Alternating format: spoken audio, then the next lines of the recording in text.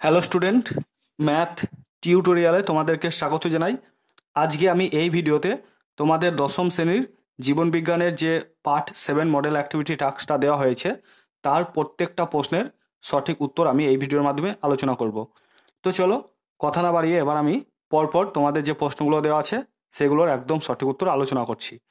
একের দাগের কি বলেছে দেখো, প্রতিটি প্রশ্নের সঠিক উত্তরটি নির্বাচন করে তার ক্রমিক সংখ্যা সহ বাক্যটি সম্পূর্ণ করে লেখো। এরকম দেখো তিনটে দেওয়া আছে, একটা দুটো তিনটে, এই তিনটে দেখো চারটে করে অপশন আছে। এই চারটে অপশনের মধ্যে থেকে তোমাদের সঠিক উত্তরটা বেছে নিয়ে লিখতে হবে। দেখো একটা দুটো তিনটে আছে, তার জন্য 3 নম্বর কিন্তু আছে।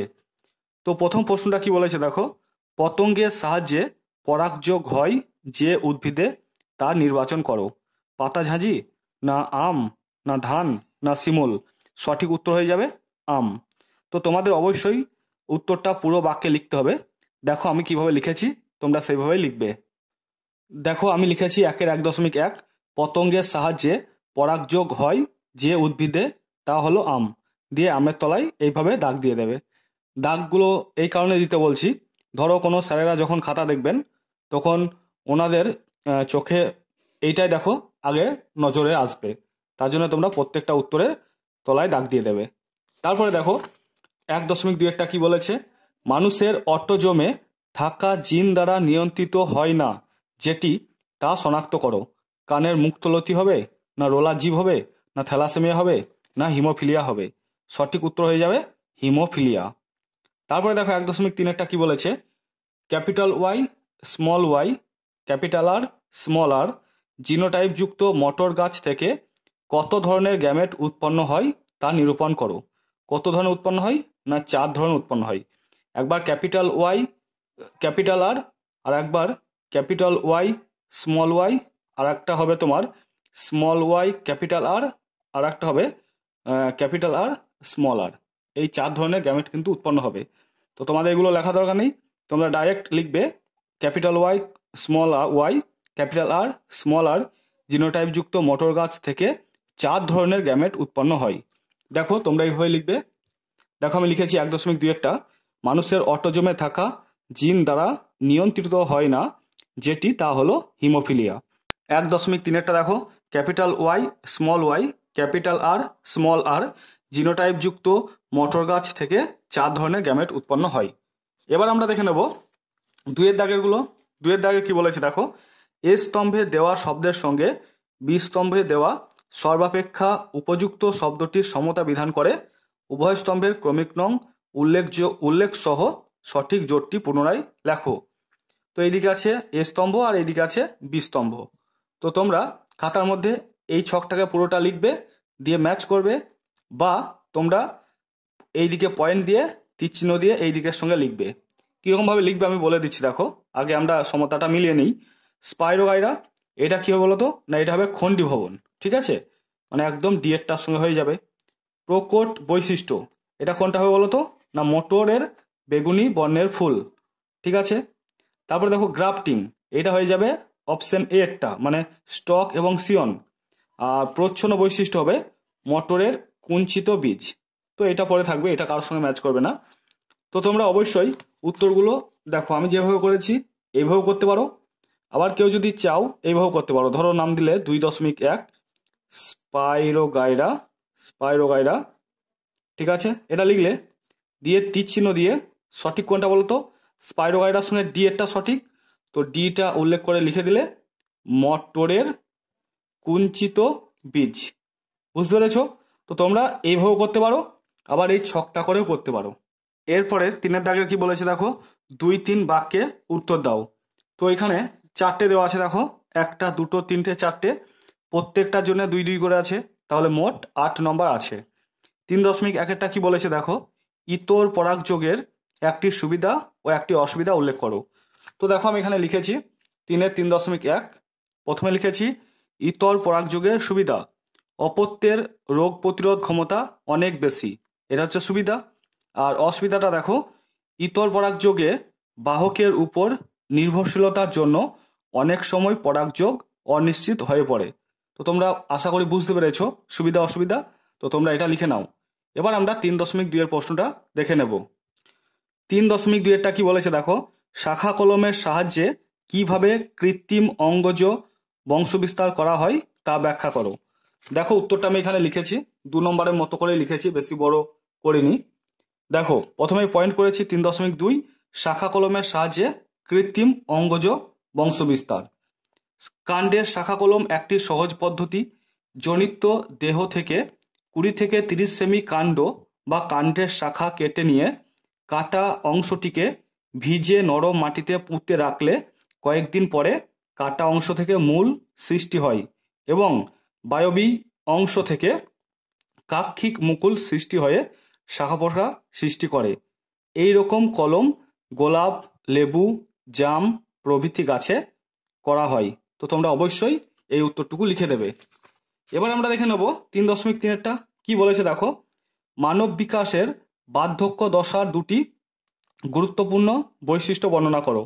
দেখো আমি তোমাদের জন্য 2টো বৈশিষ্ট্য লিখেছি।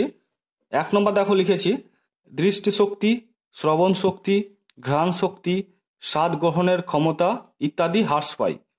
2 নম্বর দেখো ফুসফুসের বায়ু ধারণ ক্ষমতা, হৃৎপিণ্ড ও বৃক্কের কাজ হ্রাস পায়। তো আশা করি তোমরা বুঝতে পেরেছ। 2টো বৈশিষ্ট্য লিখতে বলেছে, আমি 2টো তোমাদের সামনে লিখে দেখিয়েছি। এবার আমরা দেখে নেব 3.4-এরটা কি বলেছে দেখো, মেন্ডেল কিভাবে মটর ফুলে ইতর পরাগযোগ ঘটান তা আলোচনা করো। তো দেখো 3.4-এর উত্তরটা আমি এখানে লিখেছি। বিজ্ঞানী মেন্ডেল তাঁর পরীক্ষার জন্য মটর গাছ নির্বাচন করেছিলেন। তিনি কৃত্রিমভাবে সৃষ্টি করা স্ত্রী ফুলের থলিটি সরিয়ে নির্বাচিত জনিত উদ্ভিদের ফুলের পরাগরেণু সূক্ষ্ম তুলির সাহায্যে ওই স্ত্রী ফুলের গর্ভমুণ্ডে স্থানান্তরিত করে ইথর পরাগযোগ ঘটান।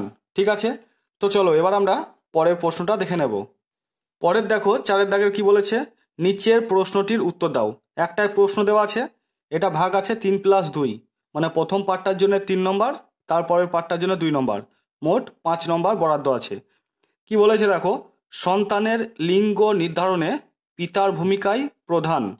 একটি ক্রসের সাহায্যে বক্তব্যটির সত্যতা বিশ্লেষণ করো।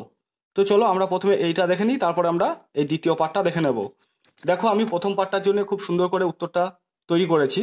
দেখো 4.1 পিতার সেক্স ক্রোমোজোম XY প্রকৃতির, অবশ্যই তোমরা ক্যাপিটাল লেটারে লিখবে। ফলে শুক্রাণু 2 রকমের হয়, ব্র্যাকেটে পুংগেমেটও লিখবে। সেটা কি কি না X ও Y। দেখো XY আছে মানে X ও Y প্রকারের। অপরপক্ষে মাতার সেক্স ক্রোমোজোমে মানে ক্রোমোজোমটা XX প্রকৃতির। তাহলে বুঝতে পারছো গ্যামেট হবে X আর একটা X, 2টো প্রকার যদি হয় একই তো হবে, X প্রকারেরই হবে, সেটাই লিখেছি। দেখো এদের ডিম্বাণু ব্র্যাকেটে স্ত্রী গ্যামেট 1 প্রকারের, সেটা হচ্ছে X প্রকারের। যখন X ডিম্বাণু X শুক্রাণুর সঙ্গে মিলিত হয় তখন XX অর্থাৎ কন্যা হয়। আর যখন X ডিম্বাণু Y শুক্রাণুর সঙ্গে মিলিত হয় তখন XY অর্থাৎ পুত্র হয়। ঠিক আছে, তাই লিঙ্গ নির্ধারণে পিতার ভূমিকা প্রধান। তো আমি তো পরে দেখাচ্ছি, এইটা দেখাচ্ছি, তার আগে একটু বুঝিয়ে দিই, এইখানে রাপে বুঝিয়ে দিই। XY হচ্ছে পুরুষদের আর XX হচ্ছে মেয়েদের, বুঝতে পেরেছো? এটা হচ্ছে সেক্স ক্রোমোজোম। তো AX আর AX যদি মিলিত হয় তাহলে কি উৎপন্ন হবে বলতো, XX হবে। তাহলে XXটা মেয়ে না ছেলে? XXটা কি বলতো, XXটা হচ্ছে মেয়ে, এটা হচ্ছে মেয়ে লিখে দিচ্ছে এখানে, আর এটা হচ্ছে ছেলে প্রথমেই, বা এটা পিতা এটা মাতা বলতে পারো। তো AX আর AX যদি মিলিত হয় তাহলে XX হবে, XX মানেই তো হচ্ছে মেয়ে। আর AY AX যদি মিলিত হয় তাহলে XY হচ্ছে, তাহলে কি উৎপন্ন হবে, তাহলেও কিন্তু ছেলে উৎপন্ন হবে।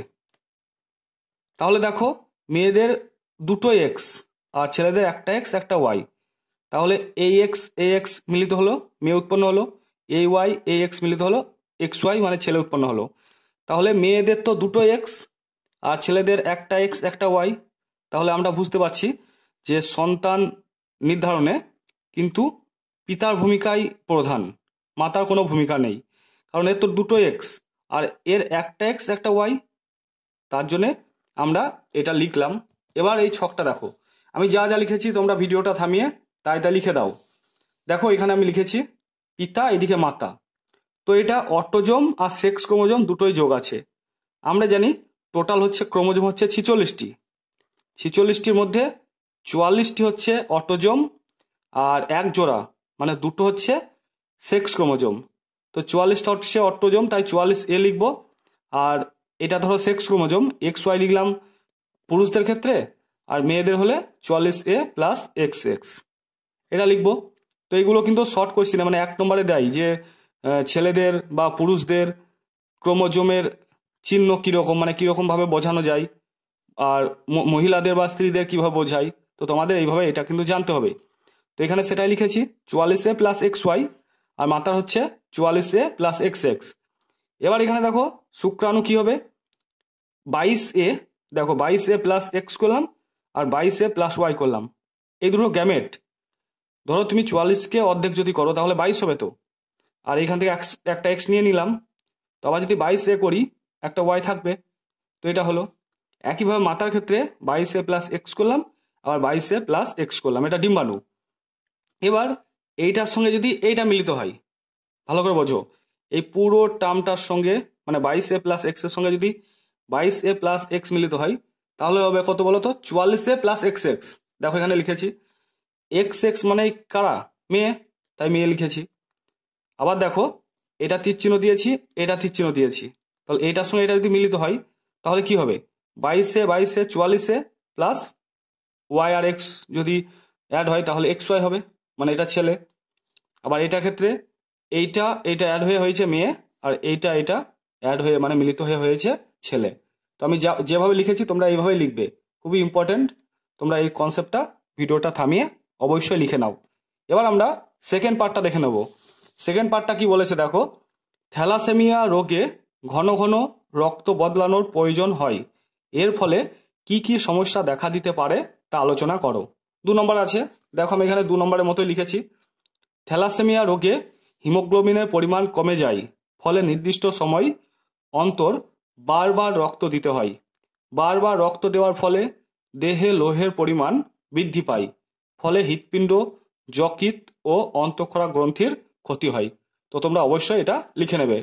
তো বন্ধুরা, আশা করছি তোমরা প্রত্যেকটা প্রশ্নের একদম সঠিক উত্তর পেয়ে গেছো।